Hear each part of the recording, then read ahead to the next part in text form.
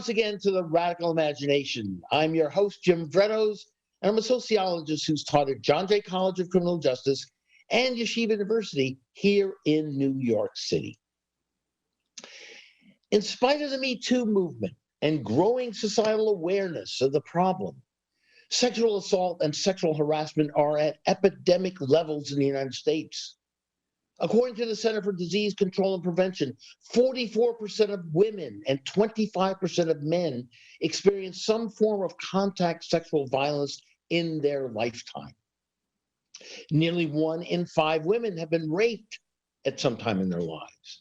In the military, according to Department of Defense data, 6.2% of women in the service reported experiencing a sexual assault in the past 12 months. An estimated 13,000 women. Now, complicating the problem is the role prosecutors and other authority figures play in preventing and defending victims of these alleged actions. As we know, prosecutors hold enormous power and have wide discretion on whether or not to bring criminal charges against someone and what those charges should be. Like all of us, they can make honest mistakes. But we know, though, through studies by the Innocent Project, that official findings of prosecutorial misconduct represent only a fraction of the misconduct that actually occurs. Prosecutors often are the ones who control access to evidence needed to investigate a claim of misconduct, and there are no reliable systems for holding prosecutors accountable for their misdeeds. They're frequently granted immunity from civil lawsuits by a wrongly convicted person, even when they intentionally violate the law, making oversight next to impossible. Today on the Radical Imagination, we'll be discussing a particularly egregious case that illustrates why this is so very toxic and wrong in our justice system. The case involves KaLani, a young woman with ambitions to become a U.S. Army military intelligence officer. She's enrolled in a junior reserve officers training corps program in an Albuquerque, New Mexico high school. She and other women in the program, all minors, were sexually harassed by their commanding officers, a lieutenant colonel and a sergeant. Recording, documenting, and reporting the harassment led her to being assaulted, persecuted, and receiving death threats for exposing the student sex ring operated by these commanders. She reported the incidents to her school, the Albuquerque Police Department, the state police, and the state attorney general.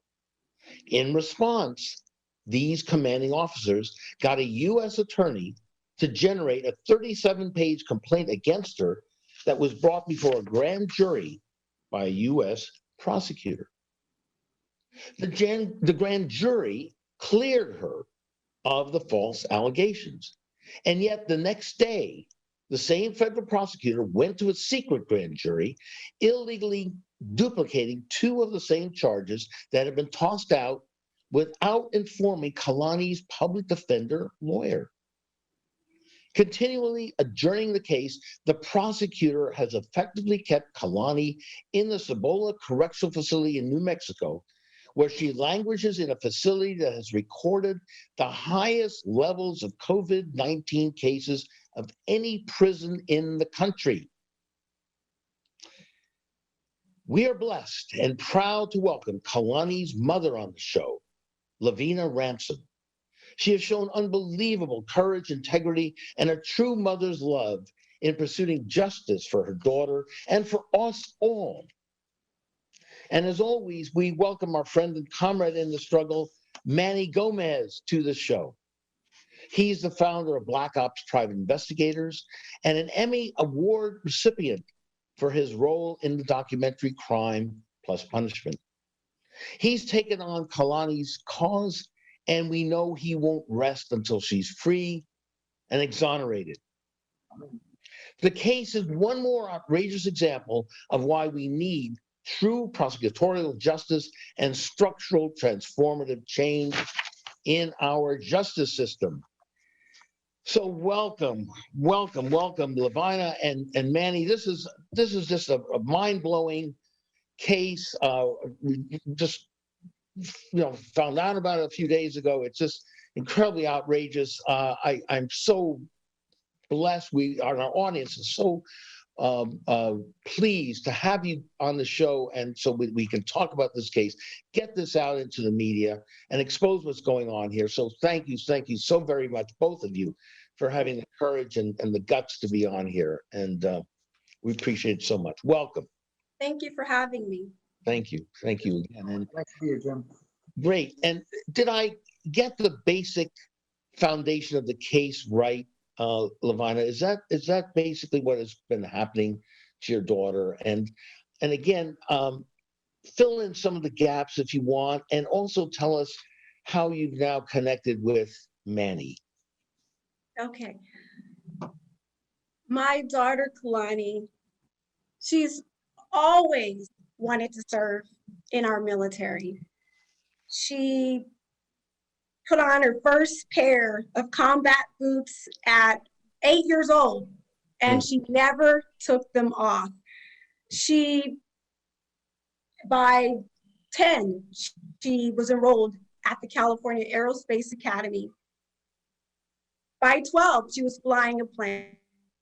Really? Yeah. She has always been dedicated, focused completely on her objective of becoming a United States Army military intelligence officer. And during her junior year in high school, she enrolled, like you said, in the JROTC. She grew close to her commander, Lieutenant Colonel Gary Gomez, and they treated each other like they were family until he began to pressure her into a sexual relationship. In addition to that, his assistant, Sergeant James Colby, as well, and she was only 16. She was 16.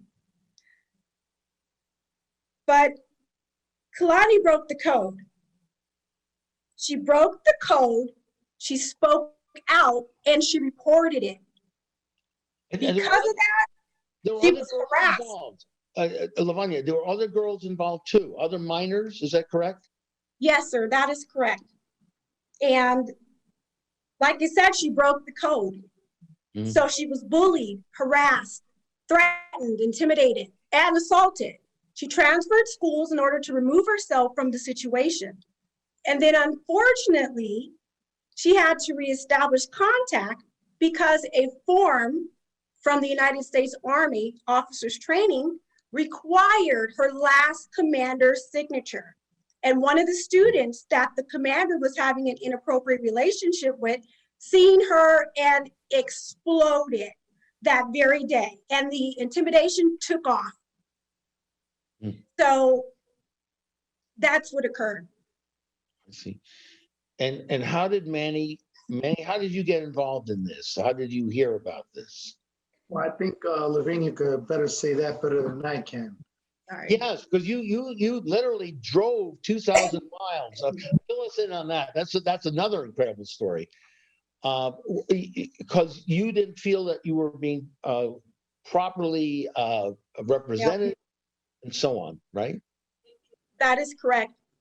For years, we've tried to get them prosecuted, investigated. We have, like you said, we've gone to Albuquerque Public School Police, Albuquerque Police Department, the State of New Mexico Police Department, Rio Rancho Police Department, the State of New Mexico Attorney General, and finally the FBI. And for years, we were waiting for the prosecution. They were telling us that they were investigating and they were going to be prosecuted. So when all of these things occurred, in the end, we were shocked. We were absolutely shocked because they were telling us they were investigating. But we were tipped off because the FBI agents that have been protecting us for the year and a half advised us before they left that the U.S. Attorney did not want to prosecute the Attorney General's friends without also prosecuting my daughter. They told me that I needed to get national attention for this to be set right. They were going to be firing or terminated or transferred. And that's exactly what happened. A new FBI team came in and they said, you are going to take the fall for this, or your daughter, or your 12-year-old son, or your 21-year-old autistic son, but someone else is going to have to take a charge if we're going to prosecute these people.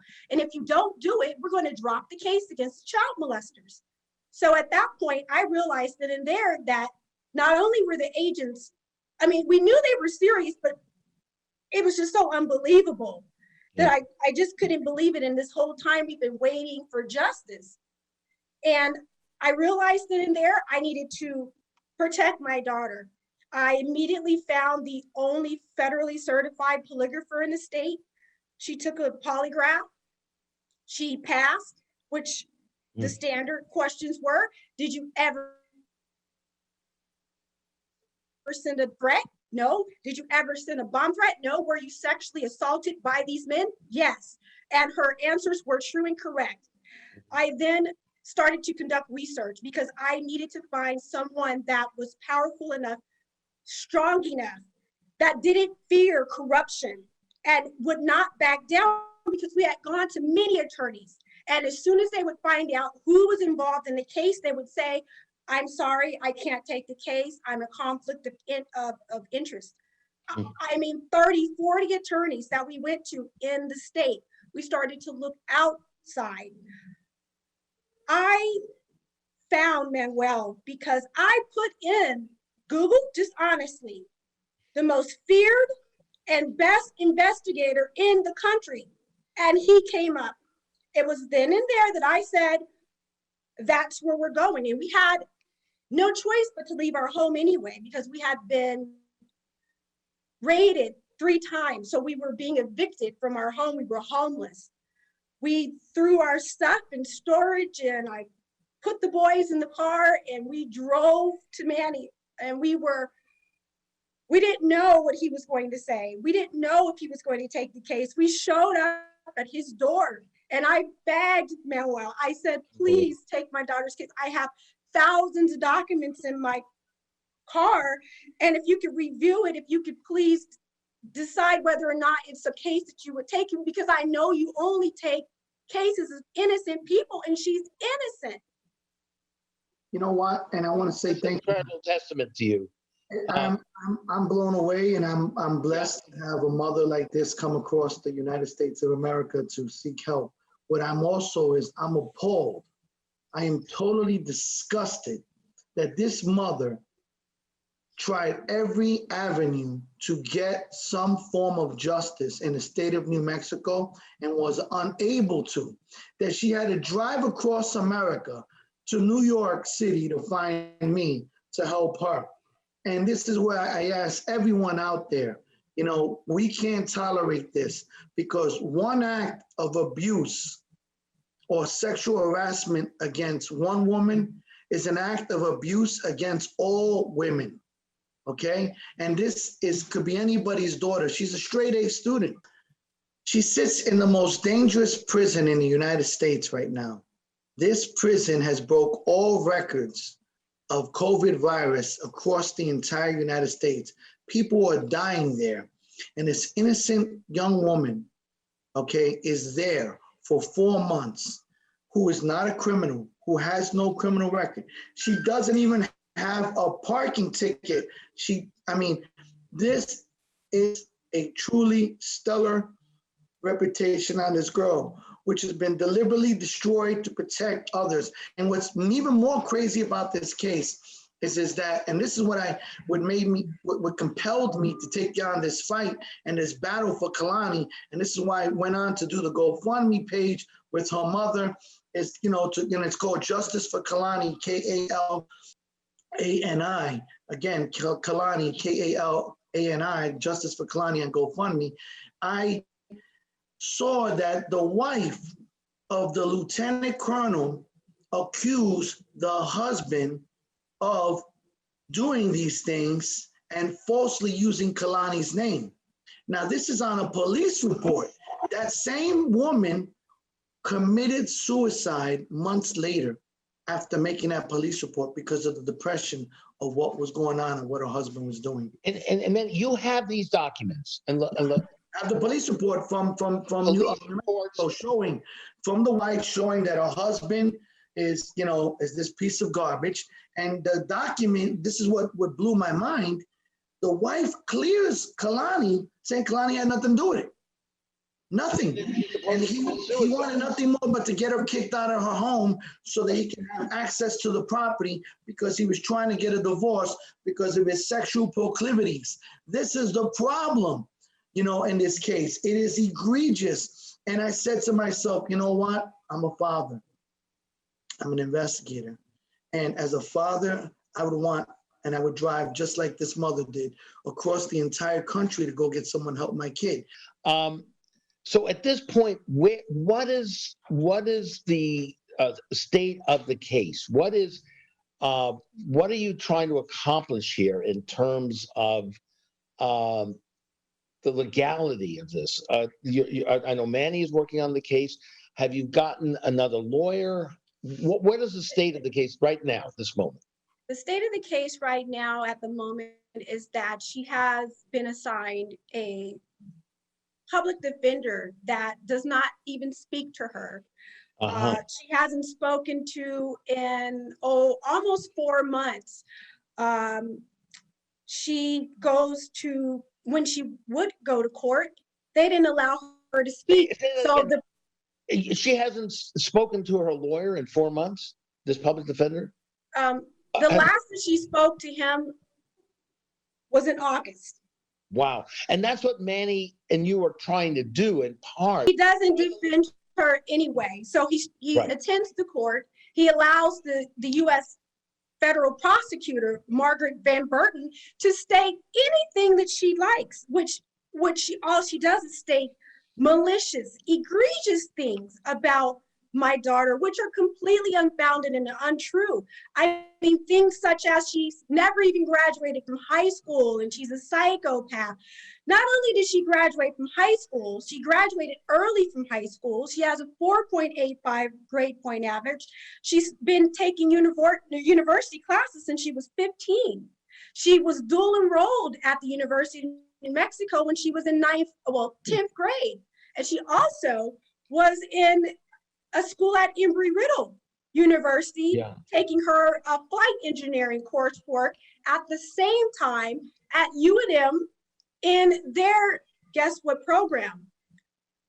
Department of Intelligence Agency. Wow. So he was recruited into that program to become a CIA officer. Oh, so one of the things you're trying to do here is get a good lawyer. Well, we have to get a New York lawyer. We have to get a lawyer that's not from New Mexico to go over there, who's not going to play part of this game.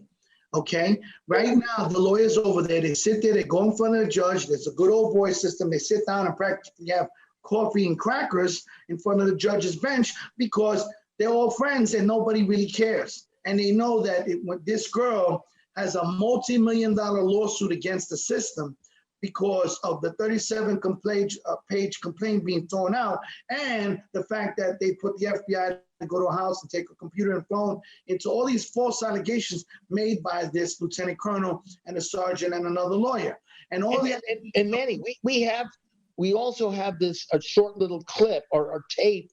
Please. Of the FBI too. We'll play that in a few seconds. Set that up for us. Well, the FBI went to their house and on these false allegations, took their computer, their phone, and searched their house and tried to get anything they can, and they found nothing. And then while they were there, Miss Ransom's son was recording and caught him on audio joking on how they would kill him.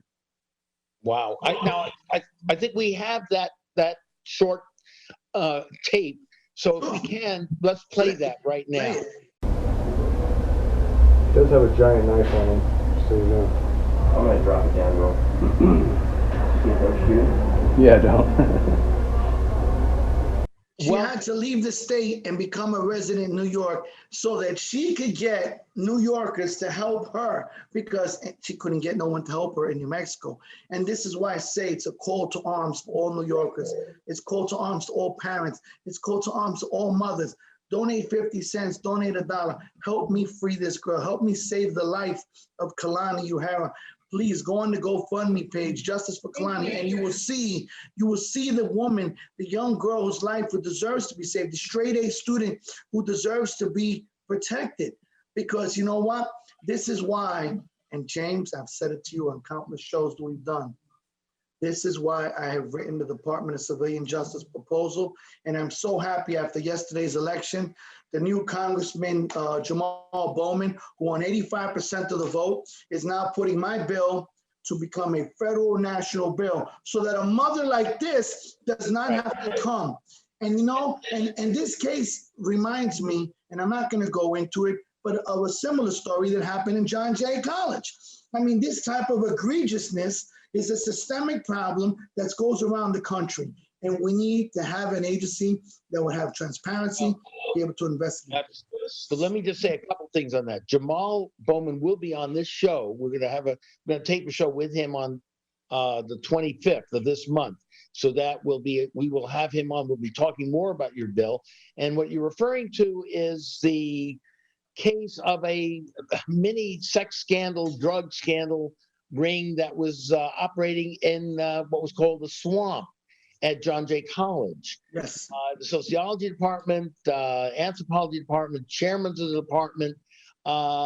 This was documented New York Times, New York Post, and these things occur. They occur all over the place. I was very aware of this and what's going on and the cover-up that was going on there. So on so many levels, Lavina, I feel so strongly about what you're doing. And this is a particularly egregious case, but it's not an isolated one. And so we're talking here, as Manny put it, structural, transformative change. You are fighting for us all. This case, not only for your dear, wonderful daughter. So we can't let the forces that be, the authorities, the presidents of universities, the DAs, the commissioners, the police commissioners, to allow these things to be swept under the rug. I want to say one thing, James, and that is, thank you very much for clarifying the John Jay issue and also showing that there is a problem here with the New Mexico Board of Education and also the New York and many other states. The problem is like you said, this mother had to go across the country, and there's so many more mothers out there who don't have the ability or the car or the ability to drive across the country like, Ms. Ransom did. And this is why I respect and admire her resolve and her tenaciousness to, find justice for her daughter no matter how far. And as a father, I would do the same as her. And that's why, with the same resolve, KaLani, to me, is like a daughter that I'm fighting for, because the bottom line is, as I said, one crime against one woman is a crime against all women. And this system I just had last night, and I'm not going to go into it, but it's another reason that when women report sexual harassment, as we saw in the Harvey Weinstein case, as we saw in the Bill Cosby case. Last night, I just had a woman at 3 o'clock in the morning, I found out, who was attempted rape by a Catholic priest in Manhattan, okay? And I got it on video, okay? I mean, and then she goes to the priest and tries to report it, and they try to talk her out of it. The same thing happened in KaLani's case. She tries to report it, and they try to talk her out of it. And the same thing happened in John Jay case, when the professors try to report it, and then the police commissioners covered up, and the prosecutor covered up. How can your bill, Manny, tie in what's going on with Lavina and tie it in with the bill that you're trying to introduce with Jamal? How is this connected to this particular case as well? Well, it will give KaLani, I will give Ms. Ransom the ability to have gone to this agency, which would have investigated the prosecutor's office, the colonel, and everyone else. And then if they found them guilty, they would have the power to fire them and suspend them immediately and bring them up on charges and hold a hearing on it by an independent investigative team who are not affiliated with the prosecutor's office, who are not affiliated with the state police or the New Mexico police. That's the problem. The good old boy system keeps corrupting the system. You know, and it goes back to the time of Serpico, Frank Serpico in the movie, the same thing. And this is why the corruption has gone so sophisticated now. You know, it's appalling that a mother has to seek justice to the point of being financially impoverished. This is not North Korea, but unfortunately, we're living like it traditionally. Life, liberty, and justice needs to be saved for KaLani. Go on that GoFundMe page. Please donate. Help me get a tough, kick butt lawyer from New York that's not going to tolerate garbage and is going to go over there and say, this is the law and this is what it is. You know, I'm speaking to the New York Times, speaking to other reporters, trying to bring about the awareness of this case because it's egregious, it's disgusting. And here's the pictures on the GoFundMe page. When you go see Justice for KaLani at GoFundMe, you will see her standing there with the New Mexico governor, with a 3-star general. Lavina, these commanding officers. Now, Manny is a military guy himself. Yes, Special operations, intelligence officers. yes. So tell us a little about the commanding officers here, their ability to control others and force the narrative, the false narrative. Yes. KaLani knew in the very beginning because she was advised, and the people that she was around, he had introduced her to prior to ever meeting the colonels. She was the head intern for Congresswoman Michelle Lujan Grisham. Mm-hmm. So she had already been involved in a lot of government affairs. And prior to that, as I shared, she was in the United States Air Force Auxiliary, CAP, since 10 years old. So being around individuals that specialized in military intelligence is something that she had grown accustomed to. So when she met Lieutenant Colonel Gary Gomez, originally, it was under the guise of a godfather. He came into our lives and we treated him like family. And there was this other side to him that she knew, obviously, that we didn't know, which was that not only was he a high school Army commander, he was the state of New Mexico's JROTC and ROTC commander. He placed every commander in their position in the state of New Mexico, every junior high school, every high school, and every college and university. In addition to that, over 30 years of retired military intelligence. Right. So he's specialized in psychological warfare, and he advised her, no one is going to believe you and no one's going to help you. Wow. And the Congresswoman was in a re-election at the time. And he said to her, if you continue to talk about this, if you tell, I can also ruin Michelle's re-election. And because of the people that KaLani had met being in his presence, she believed him. And she was right, because my daughter now sits in federal prison. Yeah,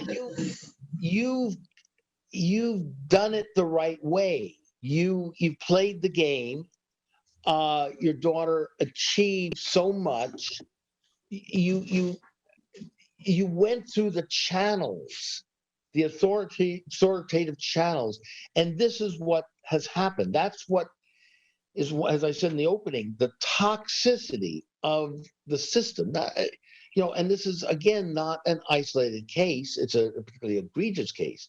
So you see what Manny's saying here, right? You've done that. You've gone. I have done everything humanly possible to ensure our safety, to ensure that other students were not subjected to these commanders. They're still teaching. They're still at school with students. They're still taking students across state borders to military trainings.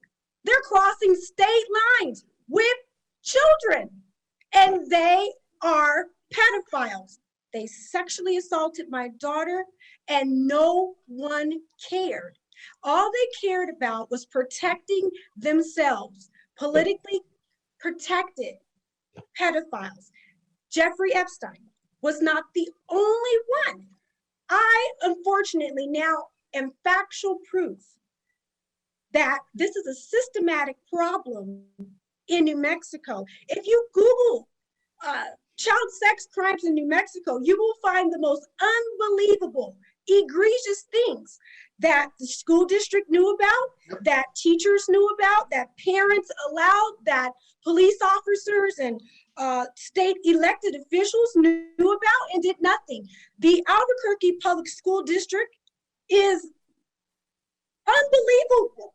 If you look and you will see their own superintendent a few years ago hired a best friend that was also a pedophile who fled from Colorado, who came to New Mexico to work there, even though he was already suspected and under indictment for child sex crimes in Colorado.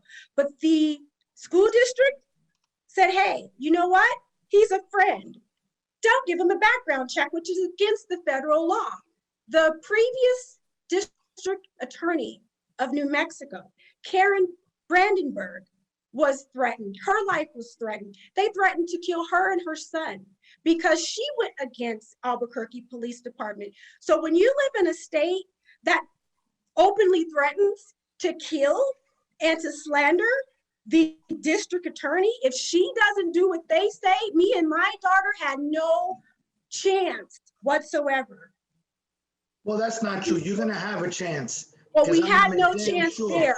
Well, I'm gonna now, make damn sure you have a chance, and I will take on the type of New Mexico, and I'm not gonna stop, and I'm gonna fight New Mexico, and I'm gonna fight for you, and I'm gonna take this case all the way, Jim, to Congress with Congressman Bowman and use as an example. I'm gonna use her case as an example. I'm gonna use last night's attempted rape case in the Archdiocese as an example. I'm gonna use the John Jay case as an example.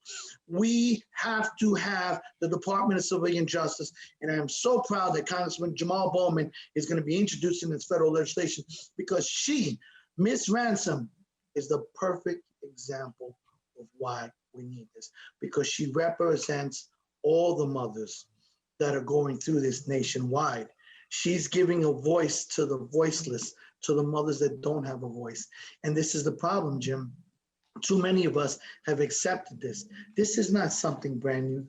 James, how many times we've spoken about this? Yeah. We've spoken everything from sex trafficking to police corruption to ticket quotas.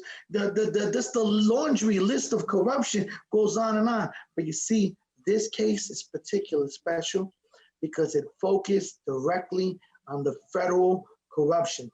They weaponized, and let me say that again, weaponized the FBI against this family. They weaponized the federal prosecutor's office against this family.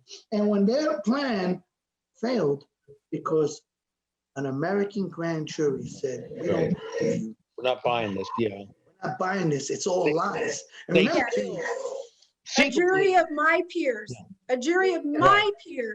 decided that all the lies, they were very clearly lies that were placed against my daughter. And they told me that, once again, if I didn't take the charge, if my sons didn't take the charge of my daughter, they were going to drop the case. But we kept pressing them. We refused to be intimidated and harassed. And we called them and we called them. And their response was, since you didn't go away and we told you to leave the state, we're going to frame your daughter. And that's what they did. When 40 officers stormed our property and physically assaulted and brutalized my daughter, destroyed her face by slamming her head into the wall and ripping all of her skin off of her face, and then threatening to murder my son. Listen to that. That's how far they would go. That's how far the United States FBI went in New Mexico to stop my daughter for seeking justice from people who have taken her life away. She has studied her entire life. She has tried and for years programmed herself to only consider things perfect to her were studying in the military. She speaks six different languages. She flies a plane. She's been flying since 12 years old. She's never had a boyfriend. She never went to parties because her whole objective was to be the best military intelligence officer she could be. And that's what she was focused on. But simply because she wanted to keep her virginity, which is her right. Yeah. These men take everything away from her, everything. It's unbelievable. It's insane. Like I said, they make Harvey Weinstein and Bill Cosby look Little League. These guys are professional moral monsters who have no sympathy for our children. That's why I rally and I ask for everyone out there, please. You heard what this mother just said? Did you feel her pain? Help me get that lawyer from New York. Help me get that, raise those funds. 50 cents, $1. It's GoFundMe for Justice for KaLani, KaLani. Please go on it and you'll see her pictures, you'll see her story, you'll understand. And if you have any questions, call me, 347-867-6242. That's my cell. Jim knows I always give it out, 347-867-6242. You know, I take on cases of innocent people, and this mother just proved the reason how I know when someone's innocent. You wanna know how? I'm gonna tell you. When a mother is offered a chance, or someone is offered a chance to go the easy way and they don't take it and they go the hard way, that is one of my strong indicators that that person's innocent. And they're willing to set and put everything on the line for their innocence. This mother is, this family is, and that's the kind of families that I fight for. It's the only kind of people I fight for. And that's why we have to stick together, because this is an attack upon all of us. And I want to tell everybody else something else that I never said on the Radical Imagination, and this is my first time saying this. I've had the FBI try to come after me. I've had the FBI come into take my stuff. And you want to know something? On false allegations, you know what they found? Nothing. I've been kicking their butts left and right and proving everyone innocent, and I will not stop. And if I said if it can happen to me, and if it can happen to her, it can happen to you. It happened to Martin Luther King. Martin Luther King, perfect example. James, you know I'm right. He was followed and harassed by the FBI all the way after he was died. Malcolm X, Medgar Evers, all these guys, Huey Lewis, all these guys have been, anybody who speaks out against the status quo, they will come after. This is why we have to say as Americans, we will not tolerate this. When I tell you, Jim, and as I told Ms. Ransom, I draw the line here. This is where they stop and I begin.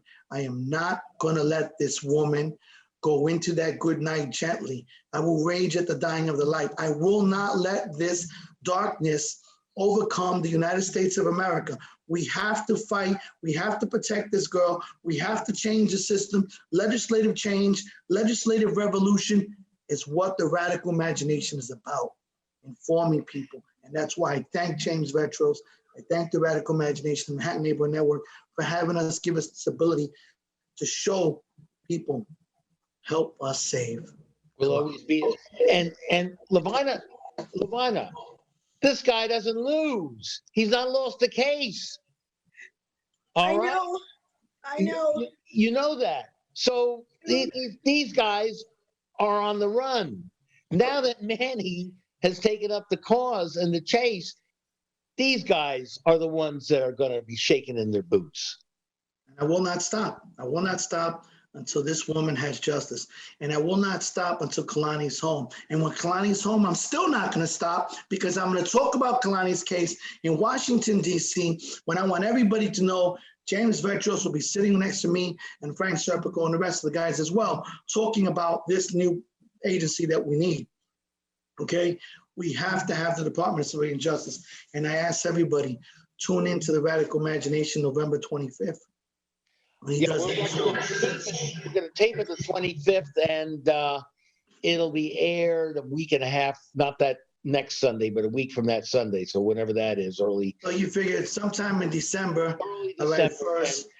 They And don't we're be. going down to Washington whenever, February or whatever. February we'll be in Washington, James, and talking about this. But I can't wait to February to save KaLani's life. Absolutely. I cannot leave her in a jail that's infested with COVID and people are dying. They're not getting the proper treatments.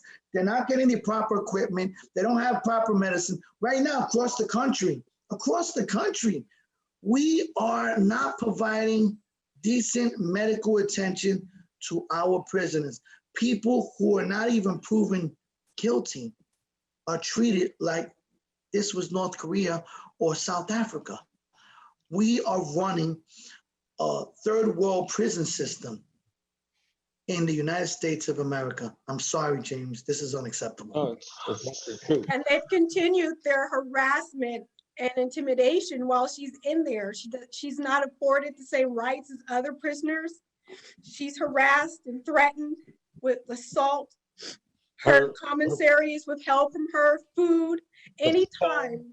Our various phone privileges and so on have been taken. So They're trying to build a record on a girl who has no record. Yeah. Do you understand that? That's what they're doing. They're trying to build something. They're trying to create something where there is nothing. And they still make those false allegations as she sits there. And with no proof. With no proof. Psychological terrorism on her. Yes. You nailed it. In a sense, but the what's the term? Just lying to her and making her crazy making. It's crazy making. Again, we have to stick together. We have to be a force. And she's done something other people do not do who are guilty of crime. She's taken and passed a polygraph. Well, it's not only that, KaLani's not a whistleblower. KaLani said the truth. And what I call KaLani is a lamplighter.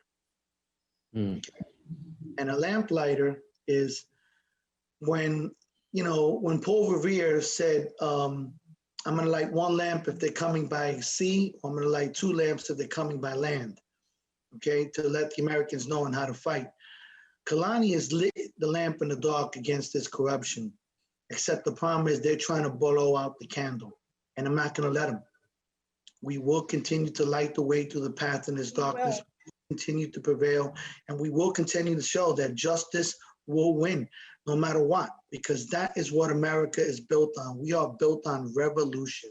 We are built on change. We are built on a system of Americans who said, you know what, I'm not taking this anymore. Well, right now, we are in the midst of a social revolution, a judicial change because of this current political environment. And you know what, James, you and I, and Ms. Ransom and the rest of the mothers, we're going to go to Washington. We're going to take it to them, and we're going to show, and we're going to represent all the KaLanis out there and all the John Jay colleges and all the high schools in New Mexico. But you know what kills me most here? What? KaLani is a native, half Native American Indian, and KaLani is also Hawaiian. She is a true American, the real Americans. The real Americans were the Native American Indians. This is a 50% blood Native American Indian who we are torturing as if it was a third world country. America, this is not China. This is America. We need to stand together and fight this fight. And again, let's emphasize this too. Your daughter has documented that you have the documents, you have the recordings. Yes. You have the proof of this. We're not just whistling here. No, it's overwhelming. It's overwhelming. It's overwhelming, and it needs to be presented. That's what we need to do. And look, we have a wide and diverse audience. This is going to go around the world. We're not just Manhattan, although we play in Manhattan. I think it goes we'll present it to the people because we did present it here. to every law enforcement agency there is. We're going to get this heard. I have, just last week, I did a show with ACLU, the New York Civil Liberties Union director, Donna Lieberman. She will get this. I'm doing a show next week with Ira Glasser, who was, a few years ago, the executive director of the American Civil Liberties Union. I'm going to have another talk with my buddy, Ron Kuby, the radical militant lawyer who's been on the show. So there are people. Cornel West is going to hear about this. Reverend William Barber. We are going to mobilize this. We're going to get this organized. Enough is enough. Lavina, you are unbelievable. You are so beautiful. You've got such integrity and honesty. You've got the love, what Cornell calls radical love, and for us all. And I just, I'm in awe of you. And Manny knows how much I'm in awe of him. But I'm so much in awe of you to be here tonight on the Radical Imagination. We are going to get the word out. You're right. This bullshit is going to stop. This is serious stuff. And thank you so very, very much for being on the Radical Imagination. One last time, Manny, give us the information where they can reach you and to contribute, so we can get a damn good lawyer to represent this young lady. This innocent woman. If everybody goes on Justice for KaLani on the GoFundMe page, again, that's Justice for KaLani, KaLani. Again, that's KaLani. If you don't write that down, then call me at 347-867-6242. 347. He's up anytime. You can call him, his mailbox. I haven't slept yet. I've been out since 3 this morning working on a rape case. Woke up 5 minutes ago. Listen, but again, thank you. Thank you, and we've got to go. Lavina, thank you so very much. All my love. Thank you for having me. And bless. Beatty, my wife, will be in touch with you as well. She's on the crusade here. Thank you. And thank you again so very, very much. Thank you to all you people out there in the Radical Imagination. Please, this is a very, very important show. Take it to heart and respond, as I know you will. We'll see you again next week. This is Jim Vrettos. Goodbye for the Radical Imagination.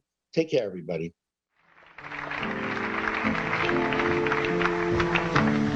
We're doing the requests now. We're doing the things that we think will please you the most, at least for the next 4 minutes. As you know, the Animals had a hit with this tune.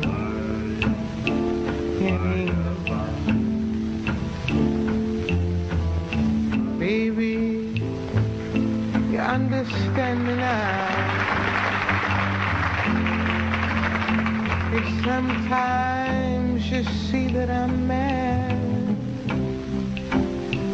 no one can always be an angel.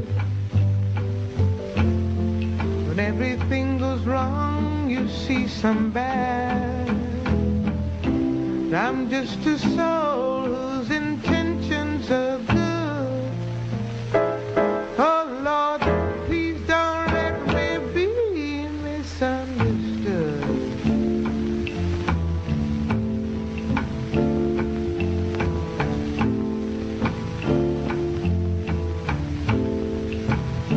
Don't let me be misunderstood.